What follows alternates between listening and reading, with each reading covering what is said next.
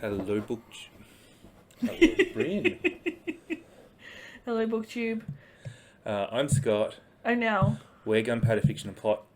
We just got a quick chat today. Quick one. Literally in the last 10-15 minutes, we've been chatting with Una from the Codex Cantina on Voxer, and he said something, and it triggered something in your brain, Nell, and we thought this would make a good. Yeah, we were talking about turfs and keeping up with who's a turf and therefore who you don't read, I guess. Yeah, that's certainly our policy. Yeah. What did Jen the librarian called it? Turf watch. Like Neighborhood Watch. Yeah, but for turfs, it's great.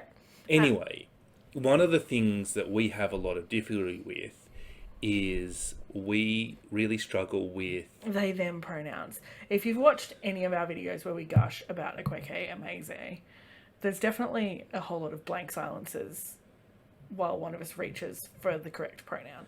It is clearly something that we are having difficulty with.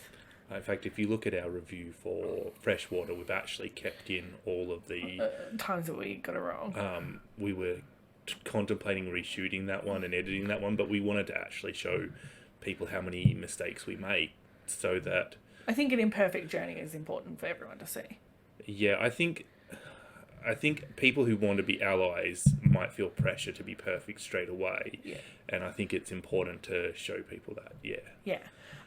But I sort of started to think about why it's so much harder for me to get they, them correct when for trans men, I have no difficulty with my pronoun choice. And same with trans women. Like, trans women are women, so they're she, her, and trans men are men, and so they're he, him. Why is they, them so much harder for me? Yeah. Yeah. Yeah. So I started to think about that, and what I have sort of come up with is this theory that we've built up. Those of us who did not grow up with probably the idea of non-binary genders being such a prevalent thing in our culture, we grew up sort of building up this catalogue of images and ideas that we associate with masculine and feminine and male and female. And it's like really quite a rich, broad catalogue of things that we associate with identities that fall from everything from like effeminate men to like, you know, your stinky truck driver. And for women, everything from, you know, like a butch woman to a super dainty woman to, you know, those of us who have a bit of both. And like, you've got this really complex idea of these two genders. And then this third option, this non-binary option, which is basically a whole bunch of different identities that fall outside the two genders, I don't really have a catalogue of images for. Because in my experience, I've probably known, like personally, not many people who identify as non-binary, and those who do, that I do know now, are either very new to me people, or they're people who I've known for 40 years who have always been, identified as either male or female, and have only recently claimed the new vocabulary. So I don't have a 20-year relationship with a non-binary person, if that makes sense.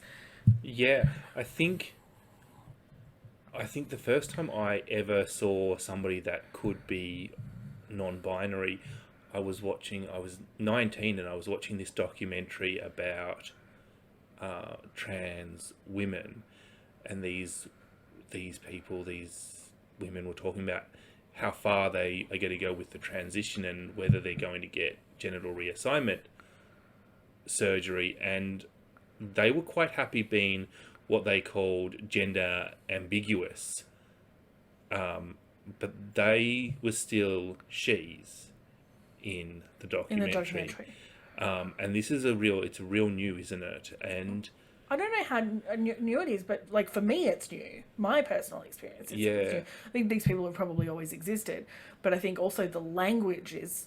I mean, the language is new, not the concept of the people. Yeah. But I think that ultimately there's a really easy fix for people who have difficulty with the pronouns. Is you've got to almost what's that movie? Clockwork Orange. Clockwork Orange. You've got to almost Clockwork Orange brainwash yourself with images and exposure to media and characters and actual human beings that are non-binary, so that you build up this catalogue of ideas surrounding that gender, so that when you reach for someone's pronoun, it's an option. I don't think you're ever going to have you've been building the male-female catalogues for 40 years. You're not going to instantly have something as rich and as complex as that in your brain. But if you can start to create that catalogue in your brain, then you're going to start to have that path to that as an option, so that when you do reach for a pronoun for a they, them person, it's a much stronger connection. Anyway, that's my plan. Yeah. Well, I think that is a good thing to try. Yeah. We'll see if I get any better. You see if you get any better. I would like to know if you are an ally and you do not struggle with using they, them. Did you struggle, and did you have a trick for overcoming it? And do you have experience with Nelle's tactic, or do you have a different tactic? Yeah. Would love to know how you cope with that. And if you think that this is an offensive topic, unsubscribe. Okay, thanks. Bye. Bye.